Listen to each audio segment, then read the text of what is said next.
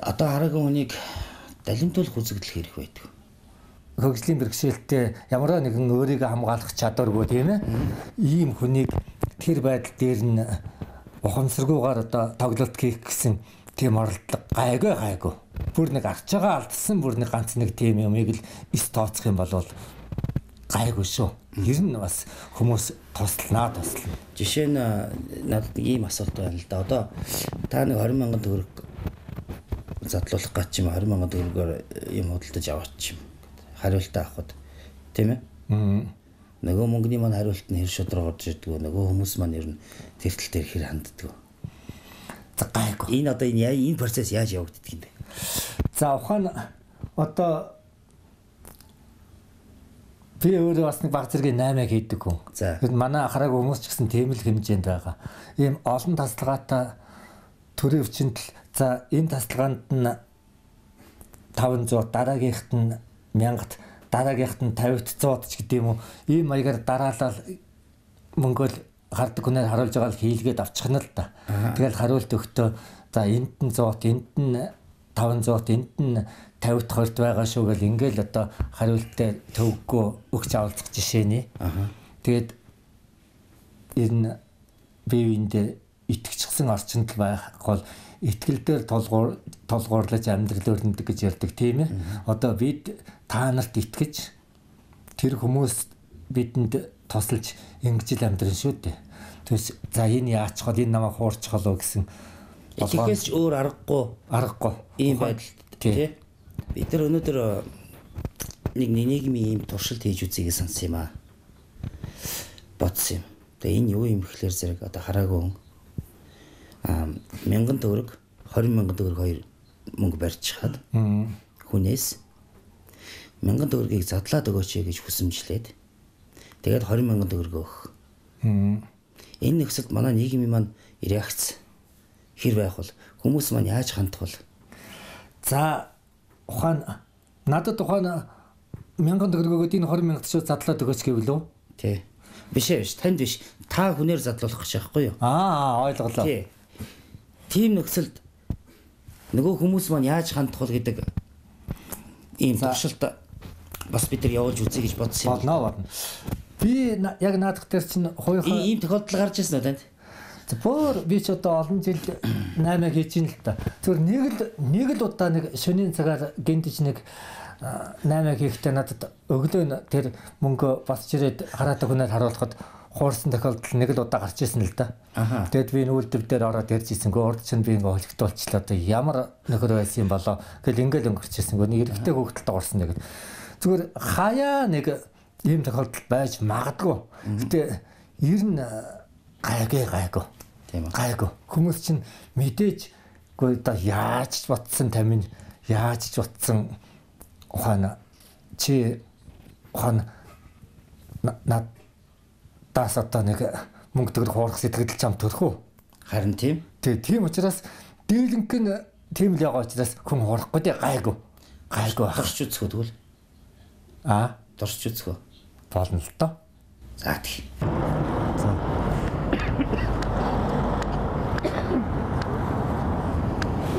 Сайн байна уу?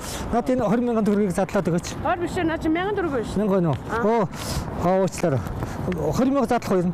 20 задлахгүй таах яана. Задлахгүй юу? Тэгвэл энэ 20 байна уу? Наа чи 20. Баярлалаа. Санаа хаяа. Хамт чи барьж явахгүй бол. Бариад явж байгаа. Баярлалаа. Ийш ингэж басан дээр хатаад. Би зам гаргадаг байх. Тий.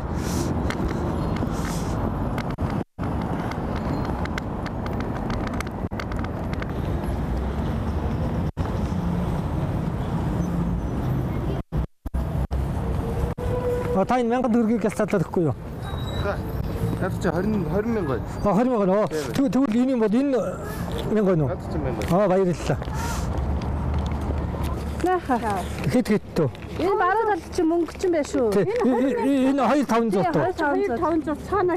За баярлалаа минь. Энэ 20,000-тай тав хийгээ. Даалтгийн. Баярлалаа танд. 20,000 шүү дээ. 20,000 шүү. Яг бид солиод тэгвэл энэ 1000 байна уу? Тийм ээ. За ингээ бидний хийсэн туршилт маань үндсэндээ одоо амжилттай сайхан болж байна гэж биелэх байна. Яг одоо гэхээр хүн болгон одоо туслаад хүн болгон манай одоо оролцогчд маань одоо тусламж байгаа гарыг сунгаад сайхан сэтгэл төрж байна. Сайхан байна.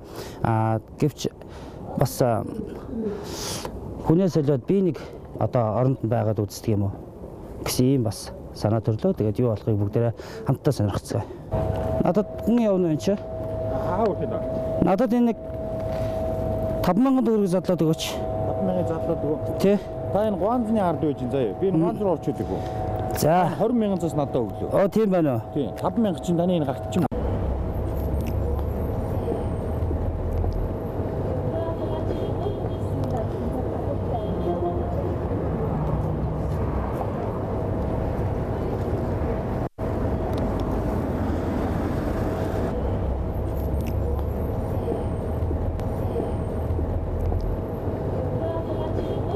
Хоёр 500 ингээд 5,000. За өөрт чи их баярлалаа.